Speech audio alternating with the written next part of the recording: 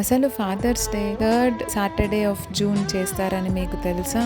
ఎందుకు ఫాదర్స్ డేని ఆ రోజు మాత్రమే సెలబ్రేట్ చేస్తారో ఎప్పుడైనా ఆలోచించారా? ఈ కథ 100 ఇయర్స్ బ్యాక్ స్టార్ట్ అయింది. అమెరికాలో సొనారా స్మార్ట్ డూడ్ అనే ఒక అమ్మాయి తన తండ్రి విలియం జాక్సన్ స్మార్ట్ ని గౌరవించాలని అనుకుంది. తన అమ్మ చనిపోయిన తర్వాత ఆయన ఒక్కరే 6 మంది పిల్లలని ప్రేమతో బాధ్యతతో పెంచారు. తన తండ్రి చేసిన త్యాగాలు చూసి ఫాదర్ కి కూడా ఒక స్పెషల్ డే ఉండాలని సొనారా అనుకుంది. మొదటిగా తన తండ్రి బర్త్డే అయిన జూన్ 5th సెలబ్రేట్ చేయాలని అనుకుంది. కానీ సెలబ్రేషన్స్ కి ప్రిపేర్ అవ్వడానికి కొంచెం టైం కావాల్సి వచ్చింది. అందుకే ఫాదర్స్ డేని జూన్ మంత్ థర్డ్ సండేకి మార్చుకున్నారు. 1910లో ఫస్ట్ టైం ఫాదర్స్ డేని సెలబ్రేట్ చేశారు. తర్వాత 1972లో అది అఫీషియల్ గా గుర్తింపు పొందింది. ఇప్పుడు ఇండియాతో సహా చాలా దేశాలు జూన్ నెల థర్డ్ సండే ఫాదర్స్ డేని సెలబ్రేట్ చేస్తున్నాయి. ఇండియాలో ఇది సాంప్రదాయక పండుగ కాకపోయినా